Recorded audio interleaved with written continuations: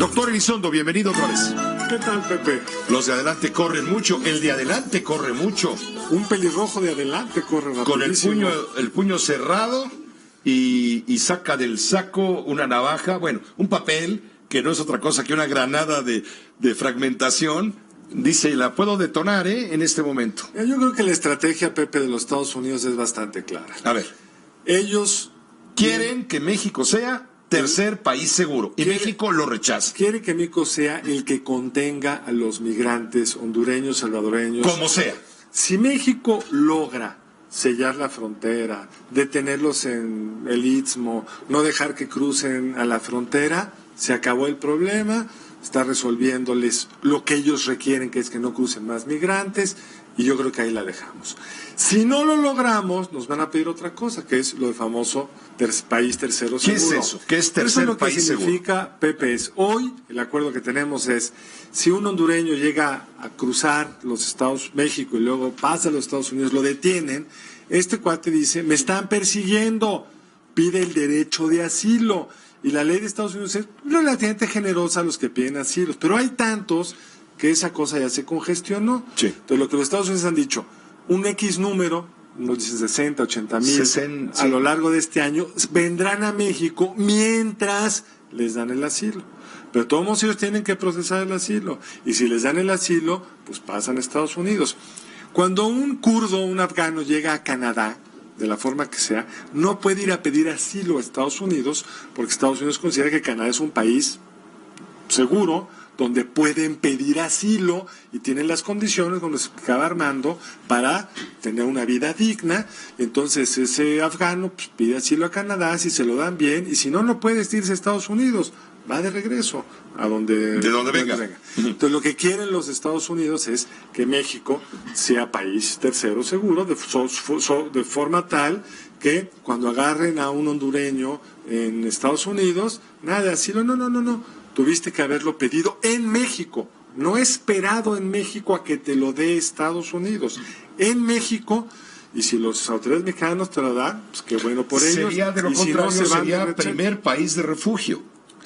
No sé si es el término técnico, pero el término que se ha estado manejando es este. Tercer país, un país tercero que seguro. Eso prometió el presidente de la República y lo ha reiterado el canciller Ebrard. No.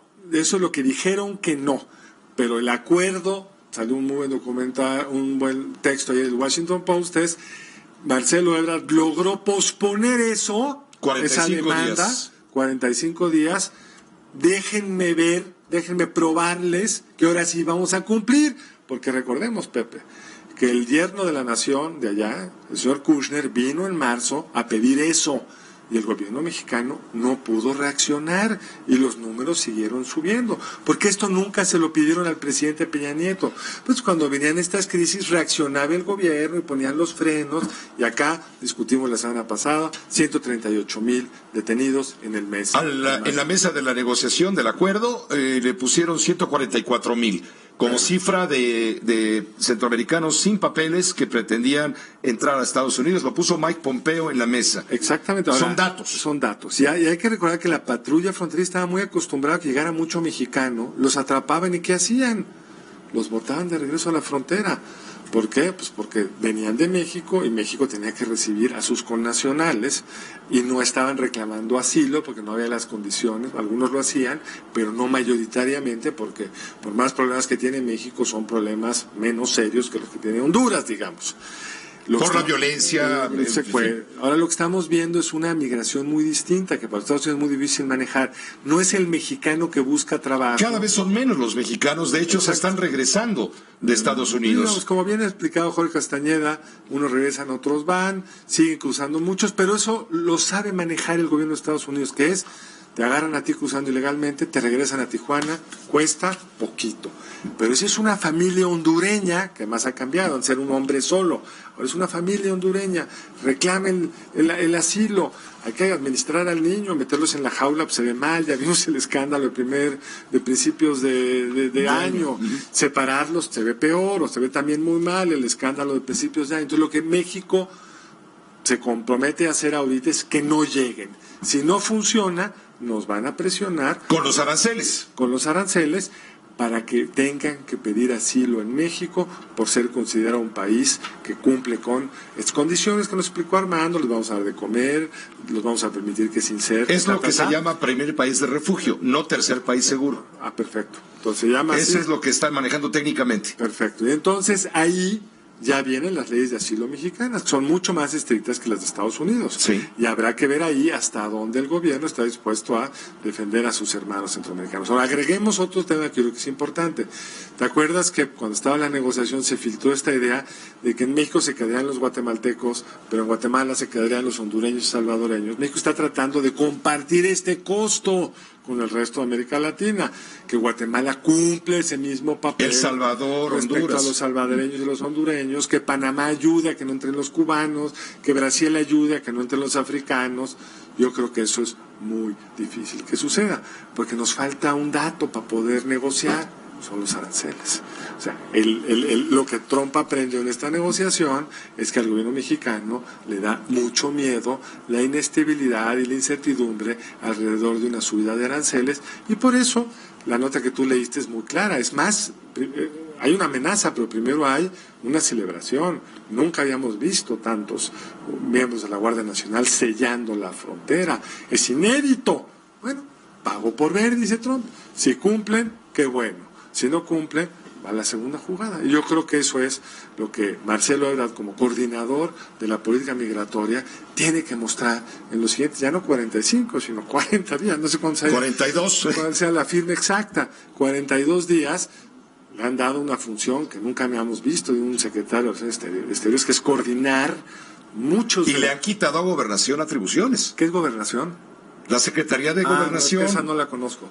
La que queda en la calle de Bucareli. No queda claro cuál es, porque lo que hemos visto es justo los problemas de operaciones de gobernación. Cuando le quitaron seguridad pública y cuando el objetivo central de la Secretaría fue acoger a nuestros hermanos centroamericanos, pues rompió los mecanismos de contención que existían en el pasado. Y lo comentamos acá, cuando vino Kushner fue la secretaria de Gobernación rapidito ahí al aeropuerto de Miami para hablar con la entonces secretaria de Seguridad. Kirstjen Nielsen, sí. Sí, exactamente, llegaron unos acuerdos. ¿Y cuál fue el problema, Pepe? No se cumplieron. Ahora está en la cancha de Marcelo Ebrard, el canciller, mostrar que él sí puede cumplir. Y tiene la experiencia, fue un buen secretario de Seguridad Pública en la Ciudad de México.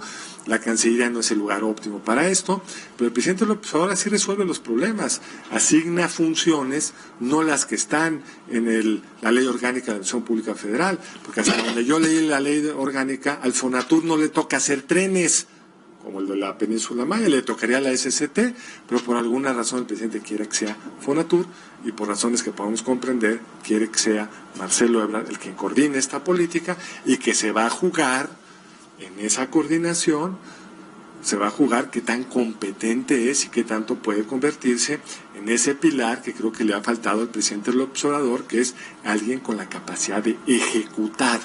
Porque es fácil y es divertido hacer declaraciones, yo los hago casi todos los días. Lo difícil es, una vez que estás en el gobierno, hacer que lo que dices que va a suceder se cumpla. Gracias, Carlos, como siempre. Gracias a ti, Pepe. Gracias. Estos son las partes, digamos, profundas de este acuerdo.